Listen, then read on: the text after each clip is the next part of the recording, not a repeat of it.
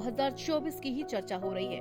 विपक्षी पार्टियां वक्फ संशोधन बिल को लेकर सरकार पर हमलावर हैं। यह बिल लोकसभा के बाद अब राज्यसभा में भी पास हो गया है, लेकिन अब भी कई मुस्लिम संगठन बिल के खिलाफ हैं।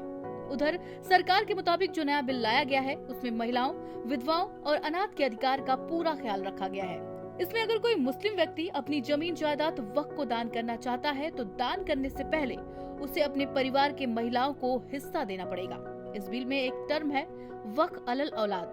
वक्फ अलल औलाद के तहत वो जमीनें होती हैं जो किसी व्यक्ति ने मुस्लिम समाज के कल्याण के लिए दान दे दी हो। दान देने के बाद ये जमीन मुस्लिम समाज के लिए इस्तेमाल की जाती है, लेकिन इसका मैनेजमेंट दानदाता के परिवार के पास होता है। परिवार के सदस्य ऐसी जमीन को बेच नहीं सकते हैं, लेकिन इसके इस्तेमाल पर फैसला ले सकते हैं। उदाहरण के तौर पर मान लीजिए एक व्यक्ति जिसका नाम अहमद है। अहमद ने अपनी एक जमीन को वक्फ कर दिया। अब अहमद की यह जमीन मुस्लिम समाज के कल्याण के लिए उपयोग में आएगी। मिसाल के तौर पर उस पर एक मदरसा, मस्जिद या कोई अन्य समाज सेवा का केंद्र बने। हालांकि अहमद के परिवार के लोग इस जमीन को बेच नहीं सकते, लेकिन वे यह तय कर सकते हैं कि इस जमीन का इस्तेमाल कैसे होगा, यानी किस प्रकार की इमारत बनाई जाएगी या उस जमीन से मिलने वाली आमदनी का क्या किया जाएगा। एक और महत्वपूर्ण बात, वक्फ बोर्ड के अंदर भी दो तरह के बोर्ड हैं, एक शिया वक्फ बोर्ड और दूसरा सुन्नी वक्फ बोर्ड। साथ ही वक्फ की जमीनों को वक्फ अलल औलाद और वक्फ अलल खैर में बांटा गया है। इस्लाम में दान की प्रक्रिया में वक्फ अलल औलाद एक अहम हिस्सा है।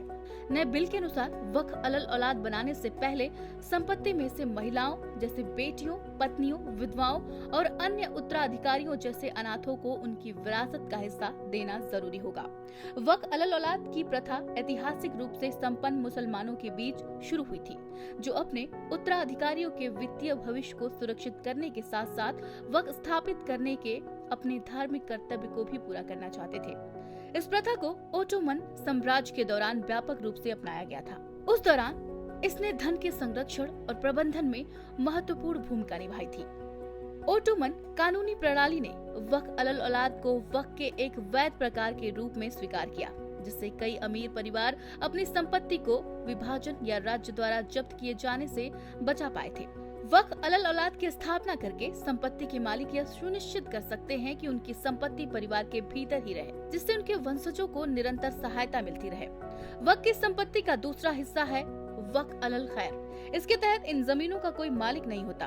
वक्फ बोर्ड के अधीन आने वाली इन जमीनों पर बोर्ड किसी व्यक्ति को इसका मैनेजर बना देता है। वक्फ बोर्ड की भाषा में इस मैनेजर को मुतवल्ली कहते हैं। मुतवल्ली इस जमीन का इस्तेमाल समाज के हित के काम के लिए करता है। मौजूदा संशोधन से जहां एक ओर मुसलमानों के अधिकारों की रक्षा होगी, वहीं दूसरी ओर यह सुनिश्चित करेगा कि वक्फ की संपत्तियां सही दिशा में उपयोग हो और समाज को इसका लाभ मिले।